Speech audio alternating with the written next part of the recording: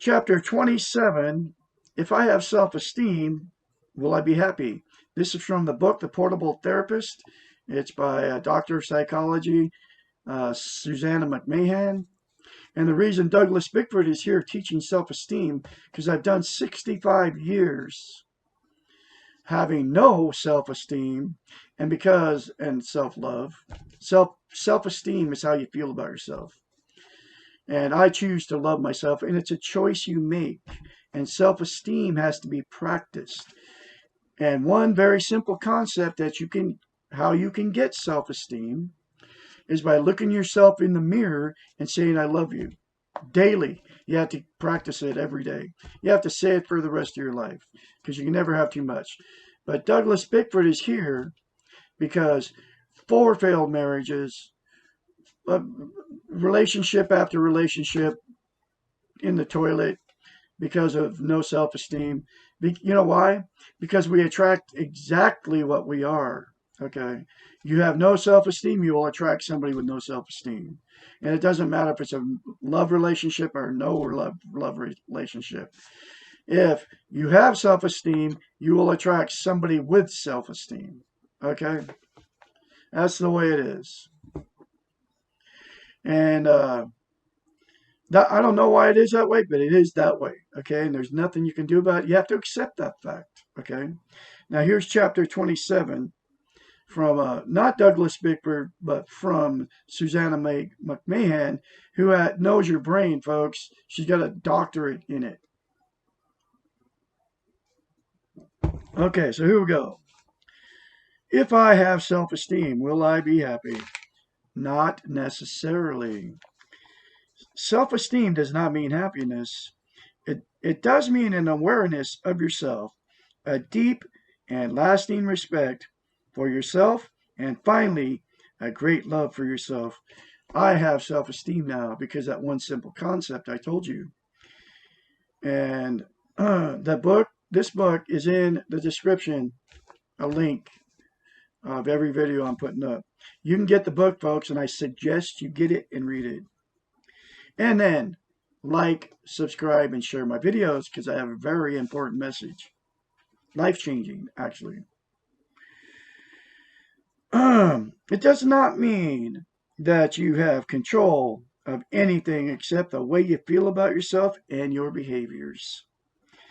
Happiness is a feeling and therefore not in your control. However, loving yourself often produces a feeling of happiness or great inner contentment. Often, but not always. And I'm learning that too, because there's still times. I have self-esteem now, but there's still times I'm like not always happy, but I have the contentment of knowing that I have self-esteem now and I can handle that I'm not always happy. There's a lot of times I am happy though. I'm walking around like on cloud 9 and I notice it when I'm around people now. Okay. People make me happy. Being around people.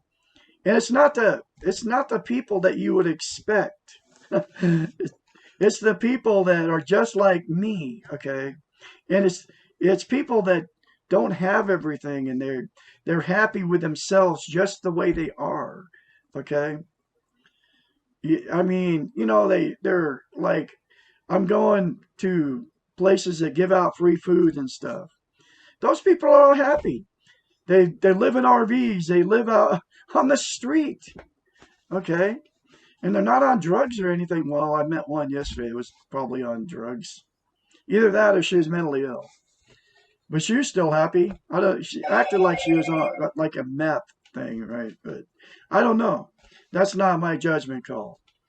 All I know is what I know, okay? But most of the people that I've been running into, that's what happens when you get self-esteem. You run into people that have self-esteem, okay? And you actually repel the people that don't have self-esteem. They don't want to be around you, okay? That's kind of what I've been finding out. Anyway, so where was I?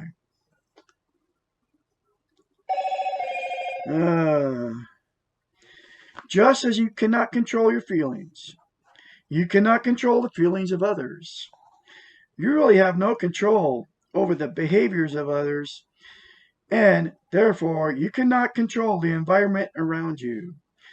Since much of our happiness depends on others and the environment, being happy is not usually in our control. It is important to realize that choosing to love yourself will not change the world, but will only change your world. The externals will stay the same, but the ways in which you perceive them may be different once you have self esteem. And this is exactly what's happened to me. Okay. It's like, I mean, like I just that story I told you. I'm around the people. I go to where they feed people for free. I'm eating there and sitting at the table with these people and talking to them, you know? Like I would have never done that before. But that's how I've changed. Okay. And it makes me happy to be around those people.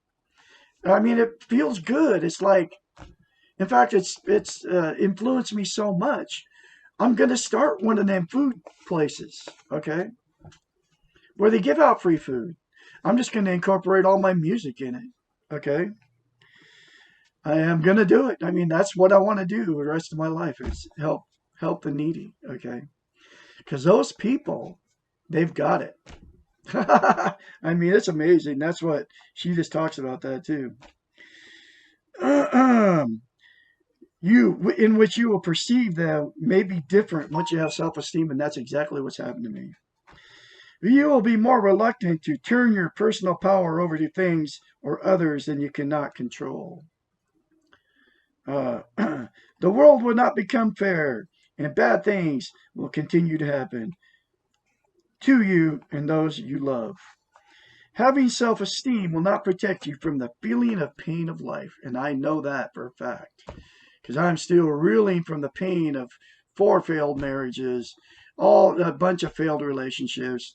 I just lost a relationship with my sister just or the day before because of low or no self-esteem. I got self-esteem. She doesn't.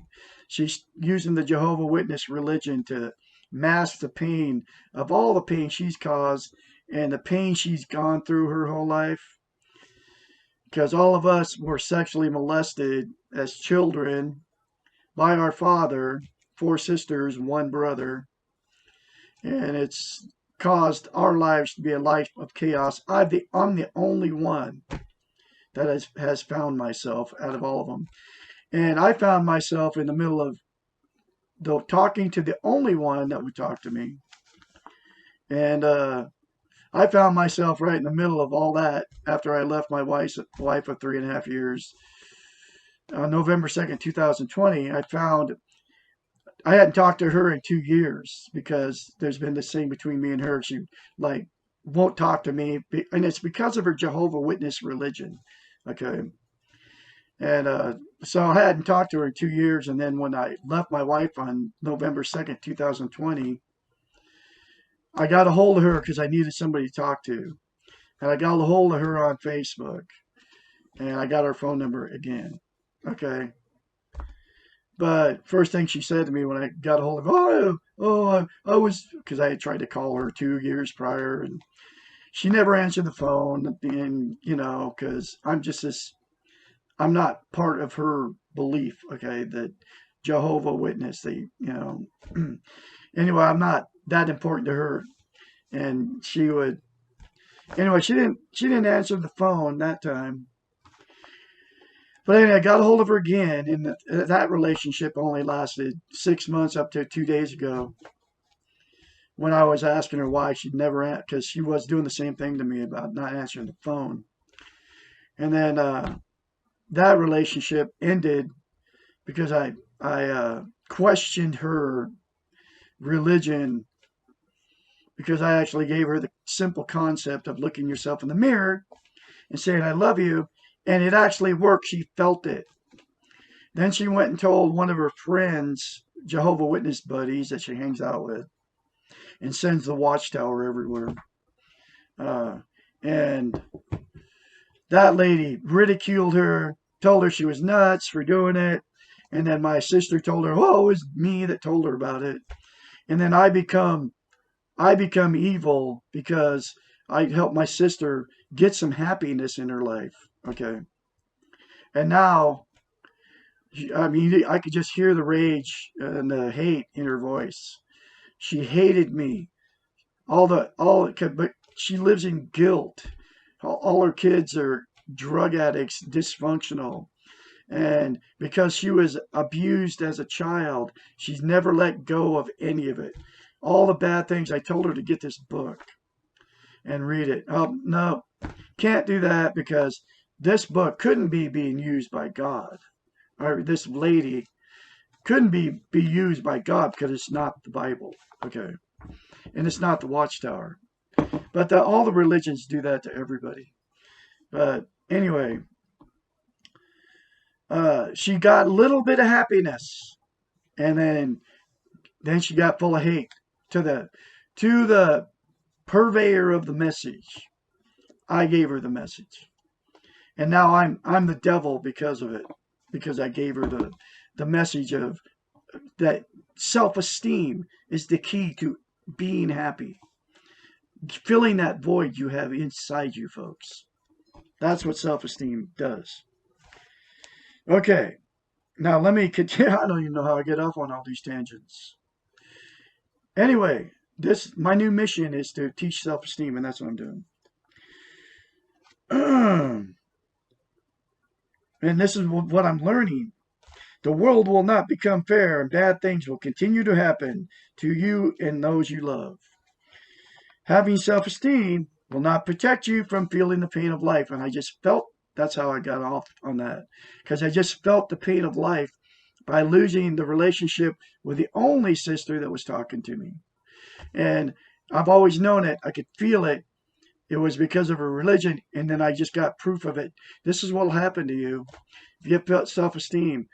The truth will come out about the people that don't love you. They don't love you. They will tell you they love you, but like we said we love each other, but it was a lie. Okay. I could love her, but she doesn't love me. She hates me because I don't believe like she does. And that's for me, that was painful. And today I'm still reeling from that. But we have to accept that having self-esteem won't protect us from that pain, okay, of life. And that's what that just said. And I'm learning because I have to accept that pain and I can't mask it. And that's why people mask it with drugs, alcohol, sex, TV, material possessions, new cars, new boats, new motorcycles, new relationships. They mask it with people. Okay. That's why people jump from one relationship to another. They call it jumping out of the frying pan into the fire. I've done it my whole life. You didn't want to. I didn't want to face the pain of the emotional breakup. It's like the woman I left 6 months ago. I'm still reeling from the pain of that, even though I have self-esteem. But I have to accept it. I have to be alone and go through it. I cannot mask it with another person. I just told another person I just met, a woman, okay. I made a mistake of like talking to her and leading her to believe that I wanted more than something than just friends. And I kind of like fell into that. That's my old MO. Okay. I fell into that with this woman. And I just had to learn. I just had to tell her.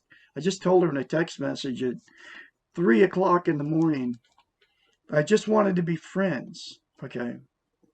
I met her because I'm buying a house in Klamath Falls, Oregon, and she worked at the title company. It's called Title. And I fell in. I was like, after I did it, I was like, oh, I shouldn't have done that. Because then I'm going to cause her more pain, and I didn't mean to do that. Because I could tell right out the gate, man, she started just like, she fell for me, and that's not what I wanted. I wanted to be friends, but I kind of, I mean, I led her to believe that. Anyway, I just fixed it. And this is how I'm learning with self-esteem. And I wonder why I'm going through all this stuff. Okay. But this is how I am being taught. I call it God. I call it goodness that lives in me. He's, whatever it is teaching me how to deal with all the stuff I've got myself into because of low self-esteem. And I've got myself into it. And my whole life I've done it. Okay. Anyway, it will enable you to cope with this pain. And that's what's happening to me. You will still feel sad and fearful and angry and sometimes afraid, which it's still, I still have all that. But having self-esteem means that you will have the strength to trust yourself and to know that you can deal with whatever comes along to the best of your abilities. Loving yourself means that whatever happens, you know that you will be there for yourself. This awareness can make you happy. Remember, the goal of self-esteem is not happiness, but inner peace and balance and wholeness. This is what's happening to me. It's happening right before my eyes. It's like, oh man, it's a very good feeling. It is unrealistic to live this life, which means coping with pain, and at the same time expect to always be happy. This stuff is speaking to me right now at 3:51 a.m. on the 15th of May 2021. I just needed to hear this because I just went through all this yesterday and the last couple of days. Okay. Okay. I mean, it's like, this is how I've changed. It's mind boggling of this woman got into my brain. Okay. This comes from God, you know. If you don't believe in God, call it goodness. And you got to get this book, folks. If you're ready for change, you will find me on. If you're ready for change, uh, this video will find you. Okay. Some way or another, you'll run into me. And that's why I'm on YouTube right now talking about this. Because when people are ready for change, they will find me. Okay. Because I am the absolute only one talking about this stuff on YouTube. All the beautiful talking head women, right? They never tell you how to get self-esteem. They tell you all the stuff about all the bad out there. Narcissism, codependence. They're selling you, trying to get you. Your view is money to them. That's all they care about, folks.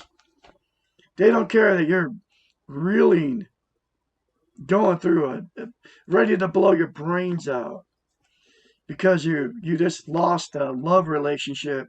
The love of your life walked out on you, or the love of, whether you're a man or woman, or the person that you love.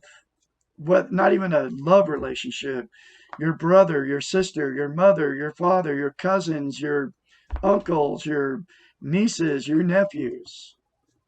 Somebody caused you emotional pain.